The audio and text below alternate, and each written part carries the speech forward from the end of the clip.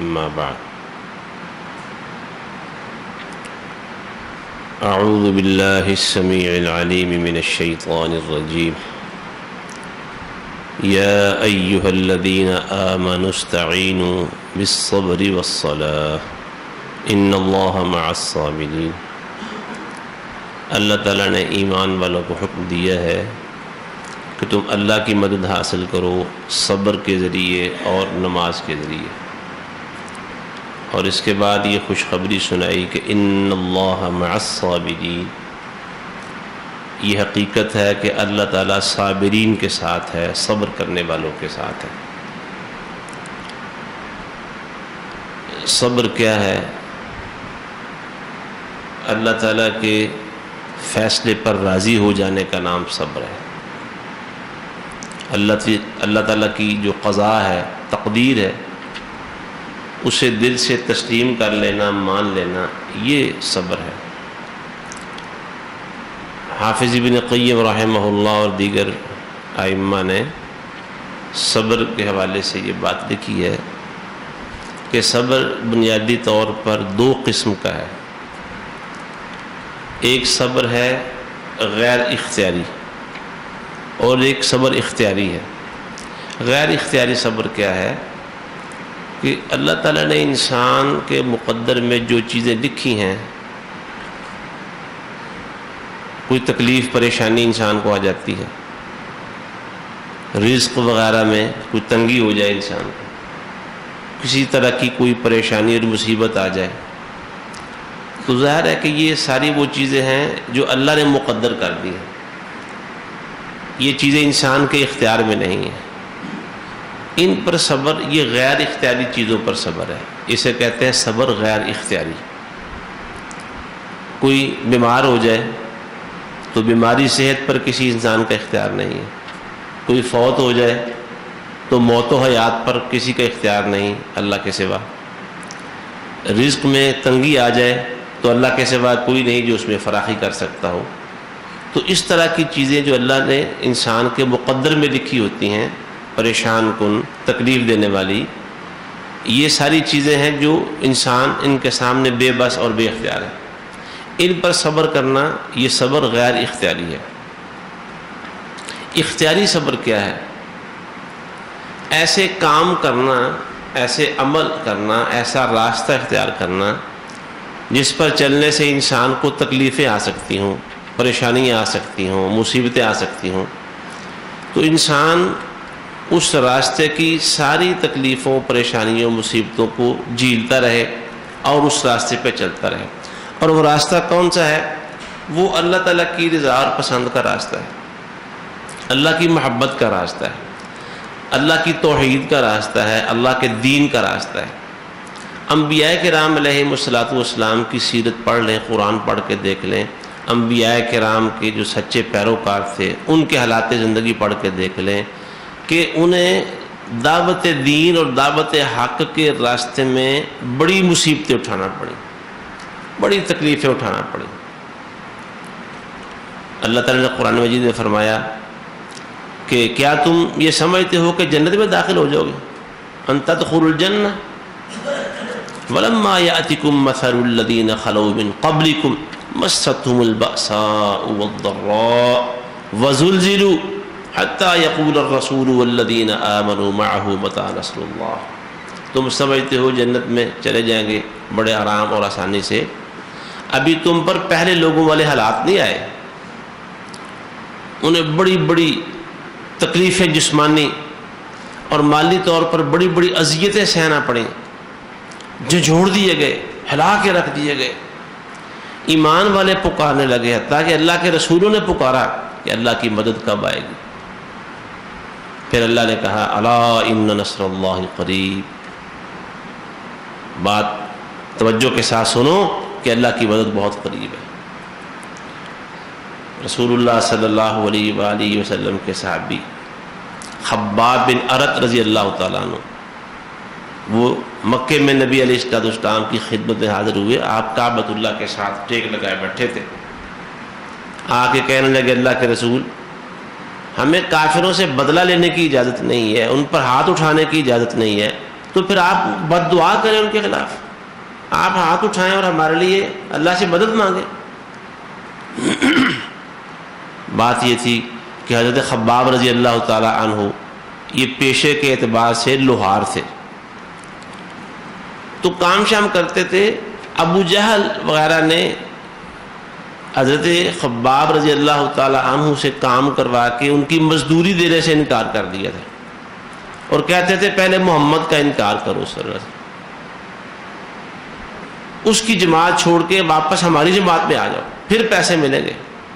یہ مسئلہ تھا، اور اس سلسلے میں وہ پریشان تھے۔ نبی علیہ الصلوۃ والسلام ٹیک چھوڑ کے سیدھے ہو کے بیٹھ گئے اور فرمایا کہ اے خباب، پہلی امتوں میں ایسا ہوا، کئی لوگوں کو مسلمان ہونے کی وجہ سے ایک بندے کو پکڑ کے لاتے اور سارے مجمع کے درمیان اسے لٹا دیا جاتا، اور لوہے کی کنگیاں لے کے اس کے جسم پر چلاتے، اس کی کھال اور گوشت اس کی ہڈیوں سے علیحدہ کر دیتے تھے، لیکن اتنی تکلیف اور اذیت بھی اسے ایمان سے نہیں روکتی تھی۔ ایک اور شخص کو پکڑ کے لایا جاتا، چوراہے کے بیچ اسے مٹی میں تھوڑا دبا کے اس کے جسم کو اس کے سر پہ رکھ کے آرا چلا کے جسم دو لخت کر دیا جاتا۔ کس وجہ سے؟ کہ وہ مسلمان ہو گیا ہے، لیکن یہ اذیت ناک موت بھی اسے اللہ کے دین سے نہیں روکتی تھی۔ فرمایا تم جلدی کر رہے ہو۔ یہ صبر کون سا ہے؟ یہ صبر ہے اختیاری، یعنی ایسا راستہ انسان چاہے تو راستہ چھوڑ دے تاکہ تکلیف نہ آئے۔ جیسے فرعون نے کہا تھا نا اپنی بیوی آسیہ کو کہ تم موسیٰ کا ساتھ چھوڑ دو، مجھے اپنا رب مانو، جیسے ساری رعایا مان رہی ہے، تو تمہاری حکومت، تمہارے اختیارات مصر پہ بالکل پہلے کی طرح بحال ہو جائیں گے، تمہارا راج ہوگا پوری مملکت پر۔ تو اگر وہ چاہتی، آسیہ اگر چاہتی تو فرعون کی بات مان لیتی۔ اس نے فرعون کی بات مان کر کون سا راستہ اختیار کیا؟ وہ راستہ جس میں تکلیفیں تھیں، جس میں پریشانیاں تھیں۔ سورہ بروج میں اللہ تعالیٰ نے جو ایک بستی کا قصہ بیان کیا ہے کہ وہ ایمان لانے کی وجہ سے وَمَا نَقَمُوا مِنْهُمْ إِلَّا أَن يُؤْمِنُوا بِاللَّهِ الْعَزِيزِ الْحَمِيدِ، لوگوں نے بادشاہ کو رب ماننے سے انکار کر دیا، اور جو حقیقت میں رب العالمین ہے، خالق ارض و سما ہے، اس پر ایمان لے آئے، اسے اپنا الہ تسلیم کیا۔ بادشاہ نے ہر محلے میں، ہر گلی کی نکر پر وہ ایک گڑھا کھدوایا، اس میں ایندھن ڈال کے آگ لگا دی، پھر ہر گھر سے لوگوں کو نکالا جاتا، ان سے کہتے کہ تم بادشاہ کو رب مانتے ہو یا وہ لڑکا جسے پھانسی پہ لٹکا دیا گیا ہے اس کے رب کو رب مانتے ہو؟ لوگ کہتے کہ نہیں، بادشاہ کو رب نہیں مانتے، ہم سچے اللہ کو جو ساری کائنات کا خالق ہے اسے رب مانتے ہیں۔ لوگ اس جرم میں پکڑ کے اسے آگ میں ڈال دیا جاتا۔ ماؤں سے دودھ پیتے بچے چھڑا کے چھین کے آگ میں ڈالے گئے، خندقوں میں ڈالے گئے۔ تو انہوں نے کون سا راستہ اختیار کیا؟ تکلیفوں والا۔ یہ صبر، اس کو صبر اختیاری کہتے ہیں۔ اللہ نے انہی لوگوں کی تعریف کی ہے، ان الذین قالوا ربنا اللہ ثم استقاموا تتنزل علیہم الملائکۃ الا تخافوا ولا تحزنوا وابشروا بالجنۃ التي کنتم توعدون۔ جن لوگوں نے یہ کہہ دیا اللہ ہمارا رب ہے، پھر پکے ہو گئے اس کے اوپر، پھر آندھیاں چلیں، جکڑ چلے، طوفان کھڑے ہو گئے، پتہ نہیں کیا کیا قیامت خیز اور لرزہ خیز قسم کی مصیبتیں ان پر ڈائی گئیں۔ انہوں نے پھر اپنی اس بات سے پسپائی اختیار نہیں کی، پیچھے نہیں ہٹے، تو پھر دنیا میں بھی ان پر فرشتے نازل ہوتے ہیں، موت کے وقت بھی فرشتے نازل ہوتے ہیں، اور قیامت والے دن بھی فرشتے ان کا استقبال کریں گے۔ فرشتے کیا کہتے ہیں؟ اللہ تخافوا، ڈرو نہیں، ولا تحزنوا، غم نہیں کھاؤ، وابشروا بالجنۃ التي کنتم توعدون، اس جنت پر خوش ہو جاؤ جن کا تم سے وعدہ کیا گیا ہے۔ تو ایک صبر یہ ہے، اختیاری صبر۔ پھر اسی طرح دین پر عمل کرنے کے دوران صبر کے اور بھی مواقع آتے ہیں۔ کئی دفعہ ایسا ہوتا ہے حلال چیز پر صبر کرنا پڑتا ہے۔ بعض اوقات حلال چیز اللہ تعالیٰ امتحان لیتا ہے نا، حلال چیز وہ نایاب ہو جاتی ہے، حرام عام مل جاتی ہے، اللہ تعالیٰ آزماتا ہے کئی دفعہ۔ وہ بنی اسرائیل پر اللہ تعالیٰ نے ہفتے کے دن شکار منع کیا ہوا تھا. ایک بستی کا ذکر کیا کہ ہفتے والے دن شکار چونکہ منع تھا تو وہ سمندر کے کنارے بستی رہتی تھی. ہفتے کے دن شکار عام ہوتا اور جب وہ ہفتہ گزار کے اللہ کی عبادت کر کے اگلے دن شکار کے لیے نکلتے، ظاہر ہے وہ سمندر کے کنارے رہتے تھے، ان کا روزگار یہ تھا، کاروبار یہ تھا. تو جا کے دیکھتے جناب مچھلی غائب ساری. اب انہوں نے ہیلا سازی کی، ہفتے والے دن جو مچھلی کی بہتات ہوتی تھی اس سے فائدہ اٹھانے کے لیے اپنے گھروں کی طرف راستے بنا کے وہاں گڑھے کھود کے اس میں مچھلی جمع کرنا شروع کر دی. تو اللہ تعالیٰ کئی دفعہ امتحان لیتا ہے کہ وقتی طور پر جو حلال کا دائرہ ہے وہ تنگ ہو جاتا ہے اور حرام عام نظر آ رہا ہوتا ہے. اس میں کیا حلال پہ صبر کرنا، حرام کی طرف نظر اٹھا کے نہ دیکھنا. اور ایک ہوتا ہے حرام چیز سے صبر کرنا، اپنے آپ کو حرام سے بچانا. حرام انسان کو اپنی طرف کھینچتا ہے، اس پہ انسان کو بڑی جاذبگی نظر آتی ہے، انسان اس پہ کشش محسوس کرتا ہے، ایک خوبصورتی محسوس کرتا ہے. لیکن ایمان کا تقاضا یہ ہوتا ہے کہ نہیں، یہ چیز چونکہ حرام ہے، چاہے جتنی مرضی خوبصورت ہے، چاہے جتنی مرضی وہ سستی مل رہی ہے، چاہے جس قدر مرضی بہتات ہے اس کی، لیکن چونکہ ہے حرام میں نے نہیں کرنا. یہ حرام سے صبر کرنا. تو یہ مختلف مراحل ہیں صبر کے. اللہ کی تقدیر پہ صبر کرنا، اللہ تعالیٰ کے دین پر، دین کو اختیار کرنے، توحید کو اختیار کرنے میں جو مصیبتیں تکلیفیں آتی ہیں ان پر صبر کرنا، حلال چیزوں پر صبر کرنا، حرام چیزوں سے صبر کرنا. یہ صبر بہت بڑی اللہ تعالیٰ کی نعمت ہے. اچھا، ایک جو صبر ہوتا ہے نا مصیبتوں تکلیفوں پر، ایک موقع صبر کا اور بھی آتا ہے، نعمتوں پر صبر کرنا. جب اللہ تعالیٰ انسان کو نعمتیں دیتا ہے تو کئی دفعہ نعمتوں کی کثرت دیکھ کے انسان اپنے خالق کو، اپنے رب کو بھول جاتا ہے، اپنے آپ سے باہر ہونا شروع ہو جاتا ہے. فخر، غرور، تکبر، لوگوں کو حقیر جاننا، کم تر سمجھنا، اللہ تعالیٰ سے لاپرواہ ہو جانا، کئی دفعہ اس طرح بھی ہوتا ہے. تو نعمتوں پر صبر کرنا. جب نعمتیں نہیں ہوتی تو کہتے ہیں یہ صبر کرنا آسان ہے، جب نعمتیں آتی ہیں پھر صبر کرنا مشکل ہو جاتا ہے.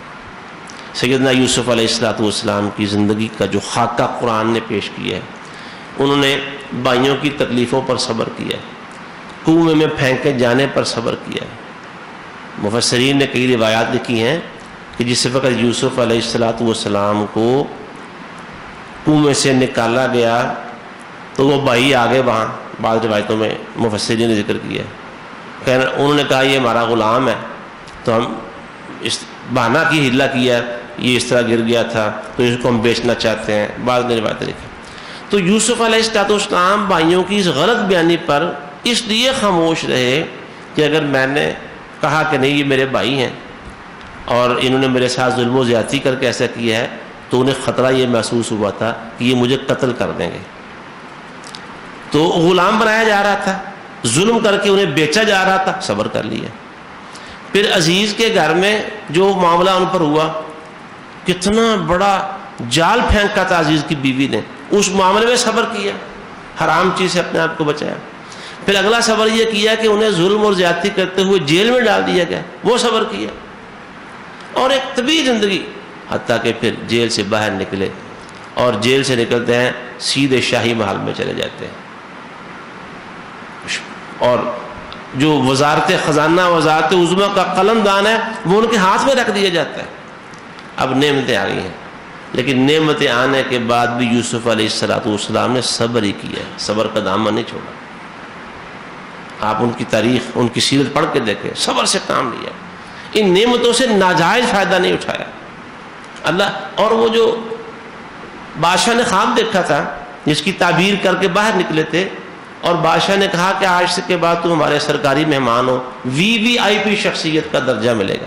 انہوں نے کہا نہیں، میں بیکار نہیں رہنا چاہتا، میں کچھ کام کروں گا، میرے ذمہ کام لگائیے، خزانہ مجھے دے دیں، انی حفیظ علیم، میں حفاظت بھی کروں گا اور میں اس کا ماہر بھی ہوں کام کا. حفاظت کی سارا غلہ پورے ملک مصر کا اور خزانہ ان کے قدموں میں تھا.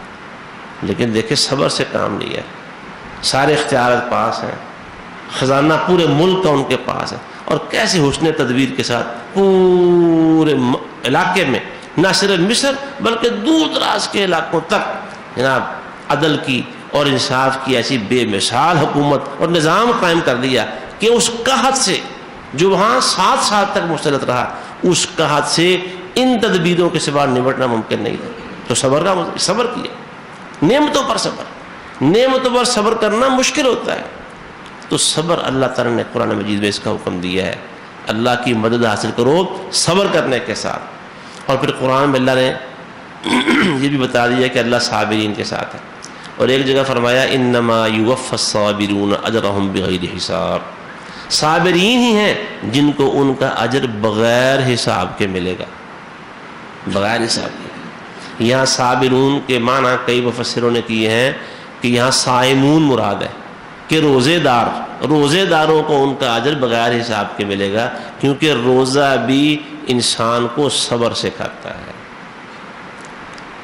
ابھی میں عرض کر رہا تھا حلال چیزوں سے صبر کرنا، حلال چیزیں پڑی ہوتی ہیں نا افطاری کے ٹائم پر، سامنے دسترخوان پر حلال چیزیں افطاری کے ٹائم موجود ہوتی ہیں، تو کیوں نہیں کھا رہے؟ روزے دار ان کی طرف ہاتھ کیوں نہیں اٹھا رہے؟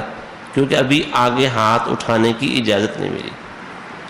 حلال چیزوں پر صبر کرنا، حرام چیزوں سے صبر کرنا، نعمتیں موجود ہیں پڑی ہوئی ہیں سامنے، پھر صبر کرنا، نعمتیں موجود ہوں صبر کرنا مشکل ہوتا ہے۔ اور ایک روایت میں جس کی سند اگرچہ علماء نے کافی کمزور بتائی ہے، بہرحال اس میں یہ الفاظ موجود ہیں، روزے کو یعنی یہ جو رمضان کا مہینہ ہے اسے شہر الصبر کہا گیا ہے، کہ یہ صبر کا مہینہ ہے، اس سے انسان کو صبر کرنا آ جاتا ہے۔ روزہ انسان کو صبر سکھاتا ہے، صبر کی تربیت دیتا ہے، صبر کی ٹریننگ دیتا ہے۔ تو جب یہ صبر آتا ہے تو یہ روزے دار جب صبر کے پیکر بن جاتے ہیں تو انہی کے لیے اللہ کی طرف سے یہ اعلان اور خوشخبری ہے کہ ان کا اجر تو اللہ کے ہاں بغیر حساب کے ہے۔ اور بنی اسرائیل کے حوالے سے اللہ تعالیٰ نے فرمایا کہ ان کی لوگوں کو جو اللہ تعالیٰ نے قیادت دی تھی، بنی اسرائیل کی بات کی اللہ تعالیٰ نے کہ ہم نے جو کتاب تھی تورات اسے بنی اسرائیل کی ہدایت کا ذریعہ بنایا، تو فرمایا کہ ان لوگوں نے تورات پر عمل کرنے کی وجہ سے صبر سیکھ لیا، ہم نے ان کو دنیا کی قیادت بھی عطا کی۔ تو قرآن سے یہ بھی پتہ چلتا ہے کہ صبر کرنے سے جو اپنے وسیع معنی میں ہے، اس صبر کرنے سے آدمی کو اللہ تعالیٰ دنیا کی قیادتیں بھی عطا فرماتا ہے۔ تو اللہ تعالیٰ ہمیں جو صبر کا ایک وسیع مفہوم ہے، اللہ تعالیٰ کے دین پر صبر کرنا، حلال چیزوں پر صبر کرنا، حرام سے صبر کرنا، اور اس طرح اللہ تعالیٰ کی تقدیر پر صبر کرنا، اور اللہ کی جب نعمتیں انسان کے پاس آئیں نعمتوں کے زمانے میں صبر کرنا، یہ سارے وسیع مفہوم ہے۔ اللہ تعالیٰ ہمیں صبر کی نعمت عطا فرمائے۔ وآخر دعوانا ان الحمد للہ رب العالمین۔